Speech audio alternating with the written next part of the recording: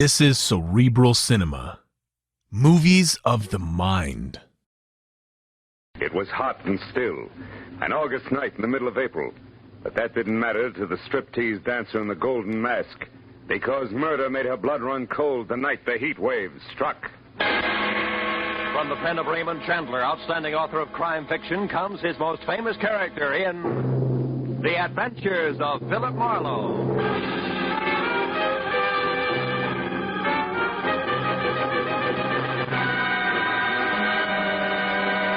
Now, with Gerald Moore, starred as Philip Marlowe, we bring you tonight's exciting story, The Heat Wave.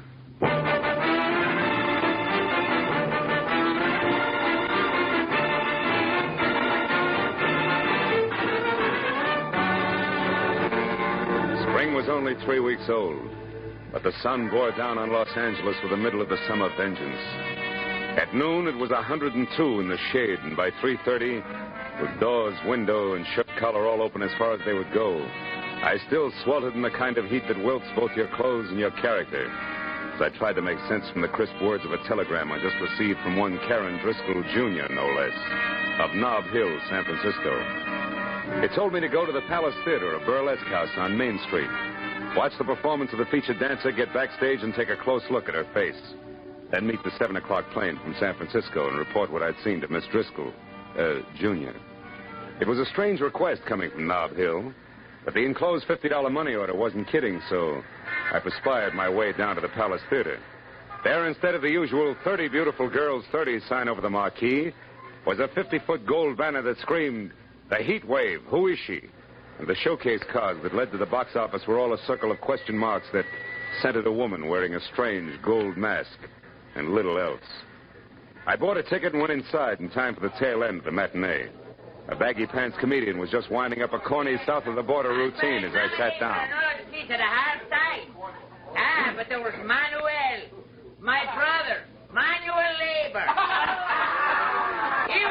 he was the laziest man in all Mexico. Yeah, until he got a job shooting bulls for the government. He shot 800 bulls a day. Yeah, that made him the biggest bull shooter in Mexico City.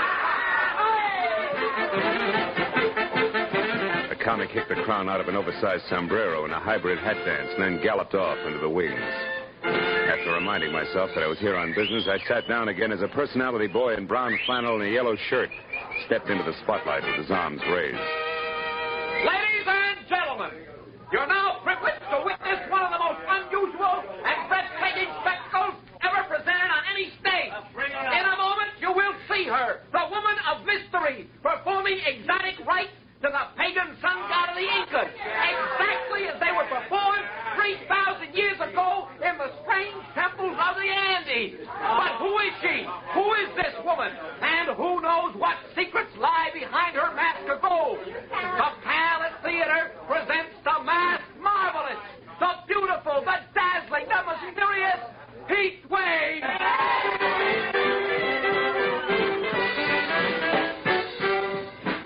I had to admit it. This was special. She was the color of alabaster and as supple as a cat, and as she moved across the stage, she got more convolutions out of her 2 arms than a restless octopus could with 8. Her costume from the neck down was about as sheer as a new spider web, and above that, and covering her face completely, was a gold mask, grotesque and glistening. As the dance headed for a climax designed to knock the cash customers right out of their seats, I reminded myself again that I was here on business. So I walked down the side aisle to a door that led backstage and went through it just as the dance ended. Then while the audience tore the house down begging for more, the heat wave tossed a couple of kisses through a gold mask and ran to a dressing room. I started after her and was halfway there when a bulging hulk in a sharkskin suit that measured 6'6" in every direction lumbered casually out of the shadows and took a bulldog stance with his back against the dressing room door.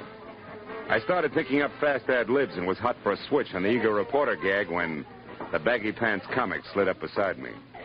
Hey, chum. Huh? They're asking for a load of mayhem if you try to get to the heat wave past Jesse there. Jesse? He the man mountain in the sharkskin suit? Yeah, with orders to break bones. No. Maybe I can help you out. Good. But how come? Yeah, let's go around to the side. You're a reporter, right? Yeah. Well, Inky Barnes can use a little publicity, too, you know. Here, hold it here by the door. Now, what does you have to know? Well, all I want's one look at her face. Yeah, that's a cinch. I said I'd help you out, and I will. Like this. Right out there in the alley. And don't come back before midnight, goon. You can see her face then when she takes the mask off. I should have known better, but all I wanted at the moment was to kick the slack out of a pair of baggy pants.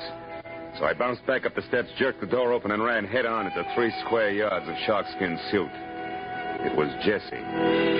You ain't welcome around here, bum, so stay out. Have you got it? Okay, Jesse, let's say I've got it. Yeah. Also, don't drop it as you walk away.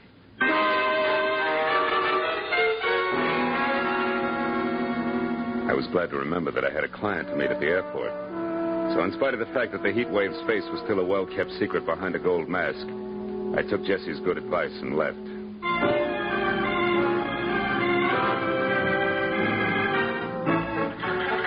Flight 11 from San Francisco arriving at Gate 4. Will Dr. Robert Reamer please report to the information desk? When the plane taxied to a stop at the airline's gate, it was 7 o'clock sharp.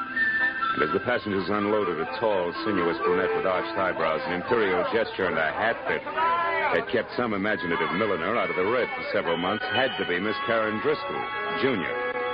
I introduced myself, ushered her to the cocktail lounge, and when a Gibson sparkled in front of each of us, she got down to business. Well, Marlowe, did you see her? Yes and no. I have a photograph here. Look, is this the same girl? It's a headshot. It's pretty, but no help, Miss Driscoll. You didn't see her face then? No. Look, Junior, do I refund your money now or start asking questions? Don't be ridiculous. I must know who that girl is, and I'll tell you why. This picture is of my sister, Midge Driscoll. Oh? Think your sister's the heat wave? Yes. Oh, she's doing it to humiliate me, Marlowe. Tomorrow I'm being married to a man whose family is distinguished in diplomatic circles. No? And this burlesque heat wave woman is to be revealed at midnight tonight. If she is my sister, can you imagine what the papers will do with that story tomorrow morning? Yeah, some wedding present. But your own sister, I don't get it. Why? Oh, it's an old hate, Marlowe. Midge lost a love affair, and I won it years ago. She's never gotten over it. Oh. And she's done things before. The day I was elected president of the Metropolitan Club, she faked an elopement with my chauffeur. The night of my engagement party, she rode a horse into the Flamingo Room. A brawl started, and she spent the night in jail. I see what you mean, but this heat wave's got a lot of talent for burlesque. A lot of experience in her line. In fact, she's a sensation, let's face it. So what makes you think it's Midge, a hunch? Oh, no. I found the name Tracy Lake in her apartment in San Francisco. He's the manager of the Palace Theater here. I learned that from a newspaper story in which Josh Freeman... Josh Freeman? Yes, the big producer. Oh. He's supposed to be bargaining with Lake for his heat wave discovery. Oh, she's done a thorough advance publicity job, all right. What if she turns out to be his sister? What then? That's my business. I know how to make money talk, Marlowe, and I've more than enough for a polite but firm conversation. Your job is merely to find out for sure, between now and midnight, if my sister actually is this heat wave. I'll take care of everything else.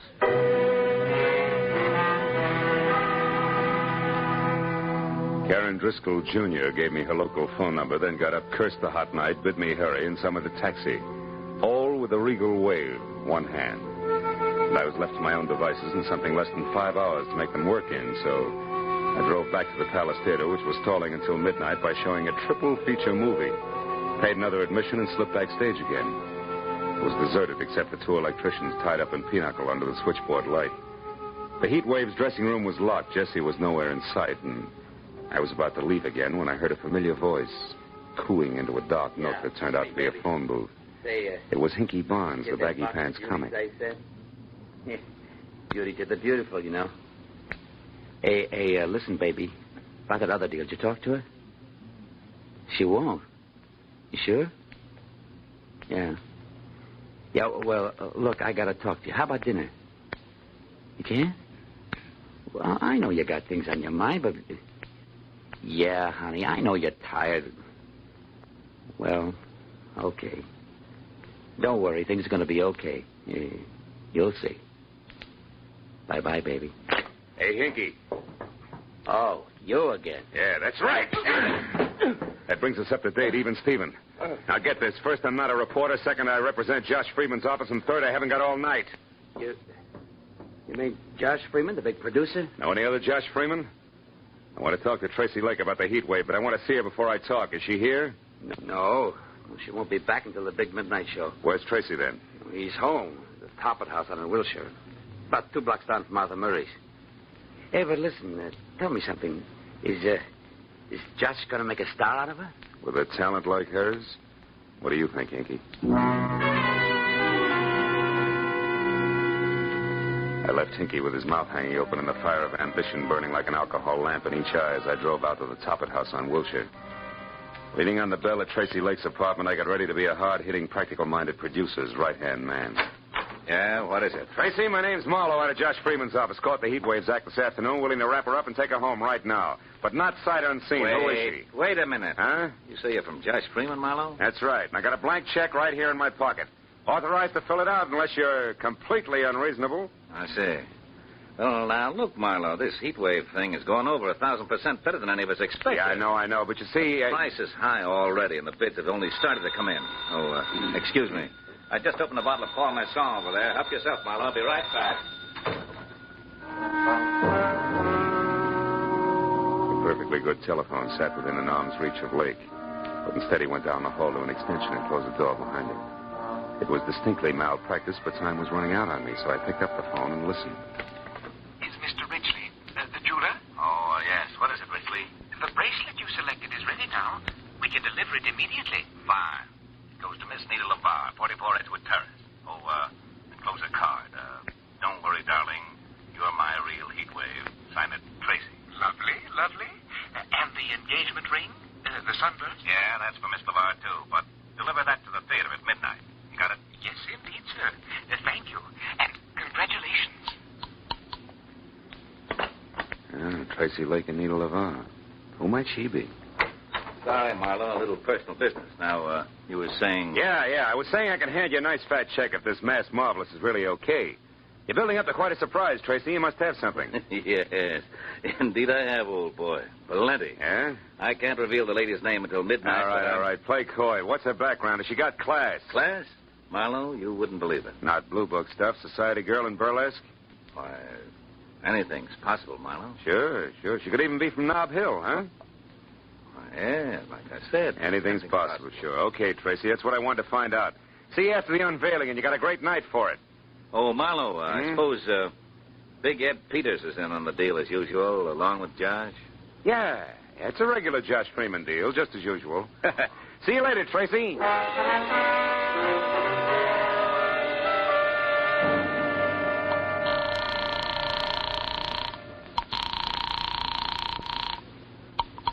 Hello? This is Marlowe, Jr. I just wound up an interview with Tracy Lake.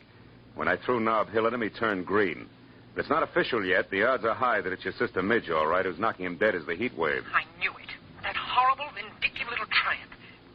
What else, Marlowe? Did you find out where she is? Yeah. She's going under the name of Nita LeVar and staying at 44 Edgewood Terrace near MacArthur Park. But listen, it's not positive yet, so I'm going there to check right now. Where are you calling from, Marlowe? A phone booth at a closed gas station out here on Wilshire. But Oh. What's the matter? What is it, Marlowe? I am about to start earning that fee of yours, baby. 300 pounds of muscle in a sharkskin suit just walked up. Goodbye. Hello, Sonny. Well, my Piltdown pal. So the boss was right. You're just a cheap, nosy reporter, after all. It's cramped in there, ain't it? But you're not getting out, Bub. Now, wait a minute, Jesse. It's a hot night. Let's not work up a sweat, huh? Don't you worry about that. Mr. Lake pegged you as a phony nosy, and that's bad. What do you mean, phony? You said Big Ed Peters was in on a deal with Josh Freeman. All right, what about it? Big Ed's been dead for 12 years. And you know what? He's still going to look better than you are 30 seconds from now. Oh!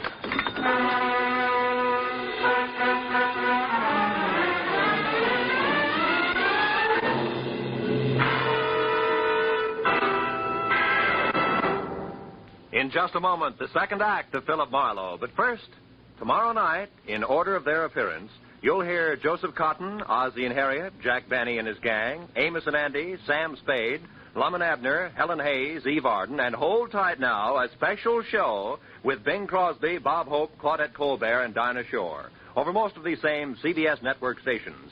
And Jack Benny with Mary, Phil, Dennis, Don, and Rochester will be heard over them all. Now, with our star, Gerald Moore, we return to the second act of Philip Marlowe and tonight's story, The Heat Wave.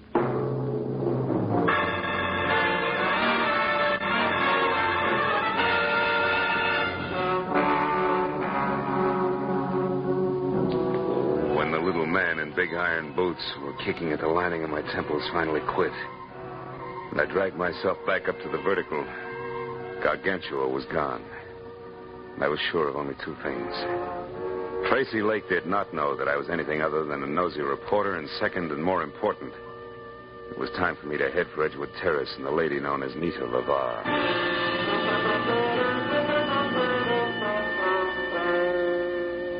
As I started for the front door of number 44, which was an all-alone stucco and a tile L-shape that showed a single light, the little men in iron boots went to work again.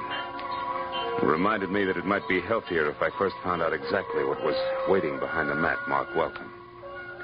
So I made a wise circle around to the back, then in closer past a whispering huddle of palms through a flagstone patio that led to a short flight of also flagstone steps. But there, when I was only a few feet from an uncurtained window, I stopped at the sight of something I hadn't expected. It was the body of a woman lying in a twisted heap at the bottom of the stairs. When I moved closer, I saw that the ugly cut on the side of her head that had killed her had come from the jagged edge of the last step. I also saw that the woman was Midge Driscoll. Next to the body, there was an overturned, crushed sprinkling can, which meant that she could have fallen to her death accidentally. Also, it could have meant that if murdered, her killer had overturned and crushed the sprinkling can as well. I was somewhere between the two thoughts when I heard a car brake to a stop in front of the house. Then high heels on a cement walk. I quietly moved around to where I could see something tall and blonde who, in a better light, would have been better looking. Good evening. What? Who's there? Name's Philip Marlowe. Mean anything? Nothing. Then try this. I'm a friend of Midge Driscoll's. Midge? I never heard of anyone by that name. I'll bet. Step up a little closer, honey. Now, wait a minute, Mr. Bright Eyes. Midge! Yeah, Midge. And Driscoll. Name you never heard of, remember? Now, what do you say? Do we play it straight? Yeah. I'm Nita LeVar, Mr. Marlowe. Baby, you're getting in deeper by the minute, and by that I specifically mean that Midge Driscoll here and Nita LeVar are one and the same. Oh, you're crazy. I know my own name. It is and always has been Nita LeVar. That's Midge Driscoll. All right, since you've grown so cooperative, maybe you can tell me why she's dead. Well, it could be that she fell down those stairs. An hour before her unmasking is the heat wave? Heat wave? You know an awful lot, mister. How come? It's strictly business. I'm a private detective with clients. We'll talk about that later. Right now, it's time to go in and call the police. And don't tell me you can't find your key. Don't worry, private detective. I won't. Here, catch. Got it. Now, let's get inside. But let's not call the police, huh? Why not? Are you afraid that they'll... Oh, I see what you and that pretty little gun mean. I'm glad. I'd hate to have to shoot you. Why, want a night's your quota? Don't be funny. I didn't kill Midge. Then why no police? For a very good reason. Until tonight, Marlowe, I've been the heat wave. The substitute heat wave for Milady there, who didn't have the time or the talent for the build-up to the great joke she was going to pull on her sister. You mean you were the one I saw today? The one everybody saw every day. And liked. Liked so much the business boomed and all the heads in the front row weren't bald. Which has what to do with me calling the police? In general, everything. In particular, my career. I tried to get that crazy kid there to back off and let me go on with the act that she'd kill after one performance, but no. Miss Bunny Moneybanks wouldn't hear of it. Now that she's dead, you're in, is that it? Solid. And that's also the reason why I don't want to spend the next 2 hours talking to cops. So go on, put the key in the lock, turn it, open the door, and walk in. What happens then? Then, Mr. Marlowe, we call Tracy Lake and arrange for a playmate for you. Playmate named Jessie, maybe. A playmate named Jessie. And no, maybe.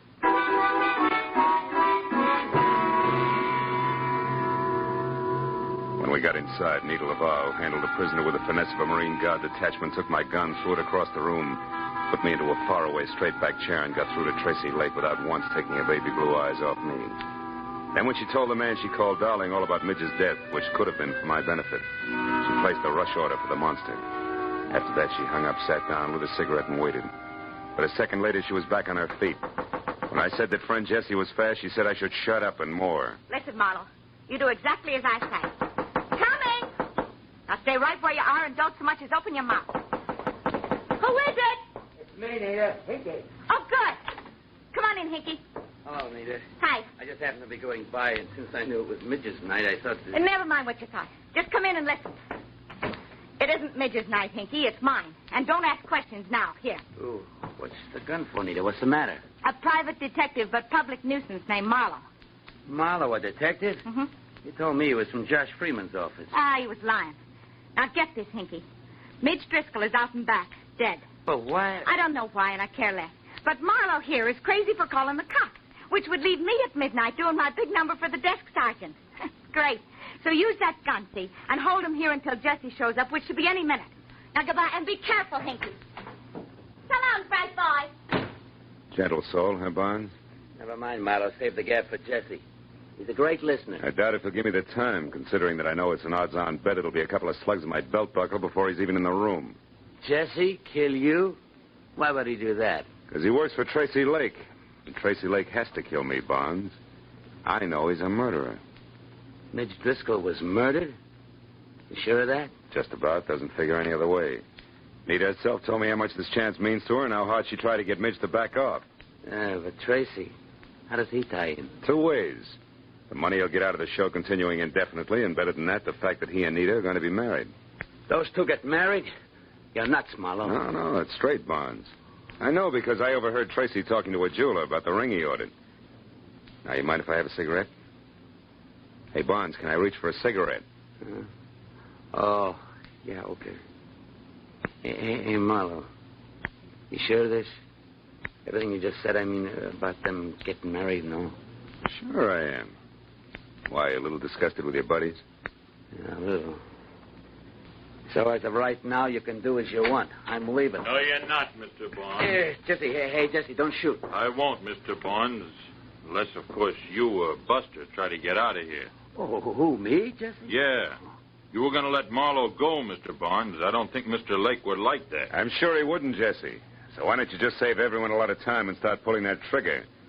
While you can still see what you're doing. Hey, the light! Get going, Barnes! You dirty louse. I'll fix you. You'll never get out of here alive. Where are you? Come on, talk. Where are you? Where are you? Answer me, you hear? Answer me! With pleasure. Oh, you stinking slime. I'll tear you apart if I get my hands on you. Which, Jesse boy, is a trick. And now for our meeting in a phone booth, flowers, you big ape, bars and all.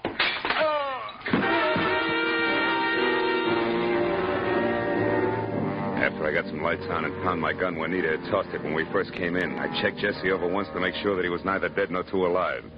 Then I started for the door. But there, even as my hand closed over the knob, I stopped. A crazy thought from I don't know where wedging its way into my mind. I turned back toward the room and stared at the flower and vase-strewn form of the ape that covered half the carpet. Then slowly the wedge broke through and there was light, lots of it. The kind in which I could see why Midge Driscoll had been murdered. And more important, why I had to get to the Palace Theater in Nita LaVar before murder happened again.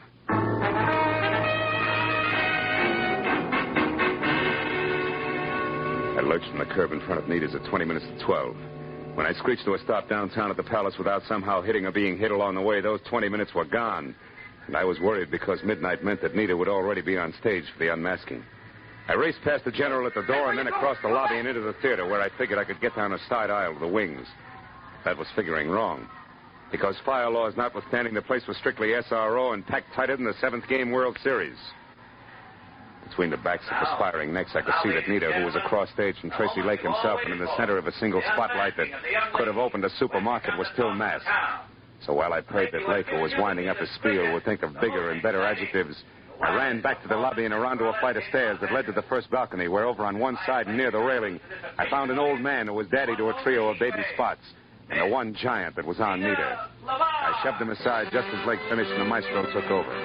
And with one hand, I got a good grip on the .38 in my pocket, and with the other, the handle on the big spot. Hey, what are you doing? Hoping I'm wrong, Dad. But if not, hoping the gun I expect doesn't come from the wings, but... Hey, there, in that side balcony near the curtain, see it? Yeah, it's a gun, all right. Hey, that's Hinky Barnes. Right. Let's give the funny man a big audience and lots of light. You're on, Barnes. Watch out, he's going to shoot at us. Yeah, and us at him. You got him! You got him! Music! Music! Play something! Play music! Play some music!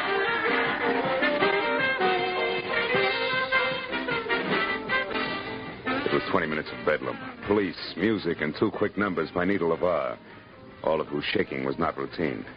Before the Palace got back to the quiet business of being a burlesque house, and the show went on. It was another hour and 20 minutes before it was all over, and the theater was empty and dark, except for a work light on the stage where Nita, Tracy Lake, and I were sitting in the middle of a papier-mâché Inca civilization. Well, Marlowe, the police say that Hinky's going to live for a while. Can't figure the guy. Never knew he felt that way about Nita here. Neither did I. I was always okay to him, and I knew he cared some, but that's as far as it went. With you, Nita, yeah. But with Hinky, it was something else. Something strong enough to make him kill Mitch Driscoll so that Nita would get a big chance, eh, Marlowe? Mm-hmm. And when he found out through me that you two were going to be married, he realized that the murder he had committed was for nothing. And now he was going to make one count. So he turned on you, Nita.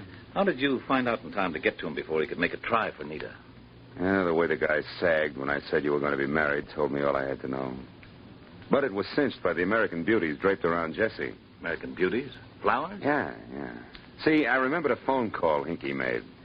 You, Nita, had been the lady he'd talked to and loved. From there on out, it was a little better than a shot in the dark. 2 shots in the dark, Marlowe. Good ones that are responsible for Nita still being here with her. Thanks, fella. Yeah, Marla, thanks a lot. Don't mention it. After all, I was paid for my work, and besides, that dance you do, Nita, belongs to posterity. Ah. Good night.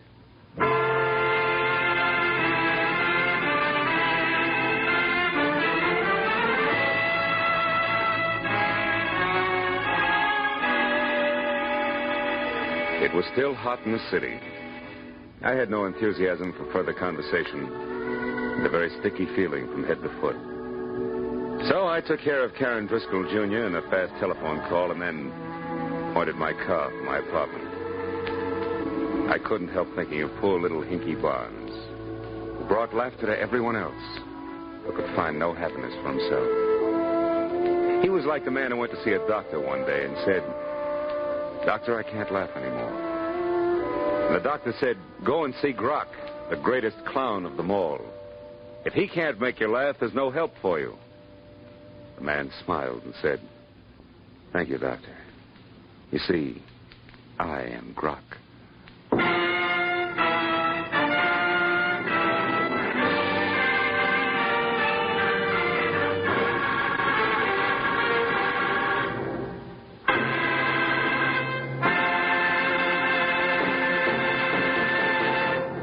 The Adventures of Philip Marlowe, created by Raymond Chandler, star Gerald Moore, and are produced and directed by Norman McDonald. Script is by Mel Donnelly, Robert Mitchell, and Gene Levitt. Featured in the cast were Vivi Janis, Wilms Herbert, Ed Begley, Elsie Holmes, Barney Phillips, and Byron Kane. The special music is by Richard O'Runt. Be sure and be with us again next week when Philip Marlowe says... It started at dawn in a Los Angeles taxi and wound up that night on a cliff in the middle of the Pacific. All because of a Dutchman with $50,000, a corpse in a lily pond, and an Oriental with a chauffeur who wanted a cloak made of nothing but feathers.